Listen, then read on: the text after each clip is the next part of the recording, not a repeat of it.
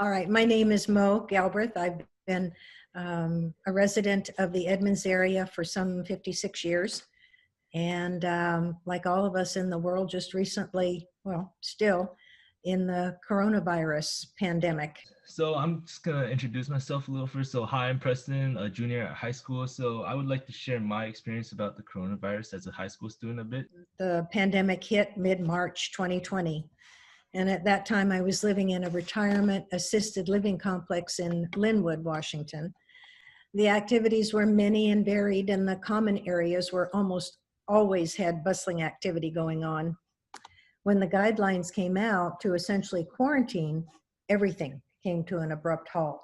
So before Corona, school was basically my life. I would go to school, play school sports, hang out with my friends, and was part of multiple clubs.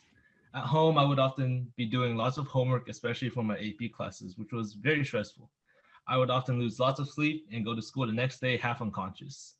When the coronavirus was first heard of, I still went to school. Everything was still normal. I was still losing sleep, but most importantly, I was able to interact physically with the people around me. You could walk to your mailbox, but no lingering or visiting with other residents if they were present. And you could walk in the parking lot. That was it.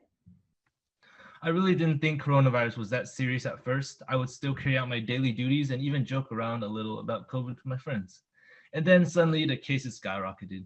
People were beginning to talk about school shutting down, but of course I thought that was too good to be true. But it did happen. All stores, libraries, services were closed. Traffic on the streets became very light. And this wasn't just in our city or state. This was worldwide.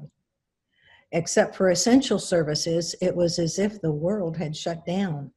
So when school first shut down, it was set to shut down for only about 2 months. I remember that it was a Wednesday when they first announced it.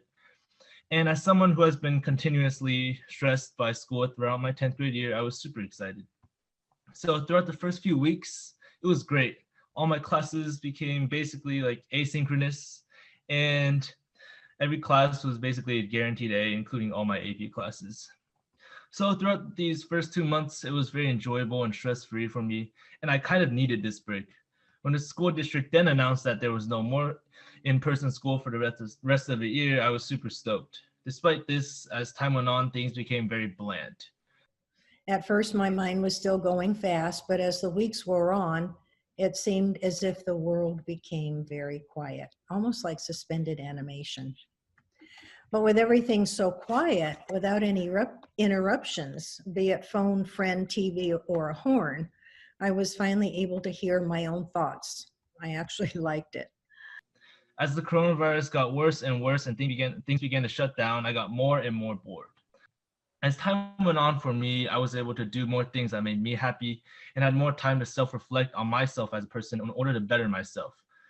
At school, there's just so much supervision, like teachers are there and you actually get to interact with people. But online school, you still get the same amount of information, but it's 2 times as fast. And basically every single class is just taking notes and notes and notes. So it's kind of hard to pay attention at times, but I feel like I'm still getting like the same amount of education. You have a younger sibling, right? And yeah, I do. He's learning online as well. How's it going for him? I think so I actually have 2 younger siblings, and I think they're all working hard, trying to do the best that they can. Throughout all of that, were you active in after-school activities and groups outside the classroom? So I've been trying to, call my friends through FaceTime, sometimes on Zoom, and I also started a club during COVID, an online club for my school. We had a social group that met 3 mornings a week up at the mall, and we would walk prior to the pandemic. And we just transferred that get together to Zoom meetings, Monday, Wednesday, Friday. So did you connect with like a specific person or like a specific group like most? And then like, did you like get closer with them or anything like that? Virtually, because being able to meet new people, it just wasn't an option. Whereas you might normally take a walk down on the Edmonds waterfront and stand and look at the view and somebody come up and you appreciate it together and you start talking. That just wasn't an option for what we were all going through. It does not have to mean that you're disconnected from what is happening outside your own environment. TV brings news of the rest of the world. Zoom, Skype, and FaceTime allow for virtual face-to-face with family and friends. The internet is always there with a wealth of knowledge to draw on. Books can still be read. And as the world adjusted to this, life could and did still go on, but without physical interaction. I'm kind of curious to see what life will be like when we come out the other side of this worldwide pandemic.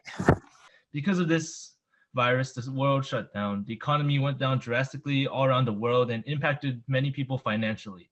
For example, my dad, who is a dentist, had to stop working for about 3 months because of COVID. Despite this, I'm very appreciative of what I have because there are indeed many people out there who are struggling a lot more than my family. So COVID also brought many people apart, and in a sense made people somewhat careful of one another. Society changed in which people all around the globe began to support one another in their society more than ever before, even though they had to be far apart. Furthermore, many topics such as justice came up during this time as well, including the tragic incident of George Floyd, which had many people stand up and protest against racism, something that may not have happened without COVID because society is always so busy. So you talked about like listening more to like your inner self and all that stuff inside within like your speech. So can you tell me like the ways that you listen to your inner self and like some of like the thoughts that went through your head? So I really questioned myself a lot because I had the time mentally to do that. And again, what our country has been through in 2020 with all of the issues that have come up, I really had time to think as to why I thought the way I did. It gave me more quiet thought time. So do you have like any ideas of how it would be like? Any changes to the world?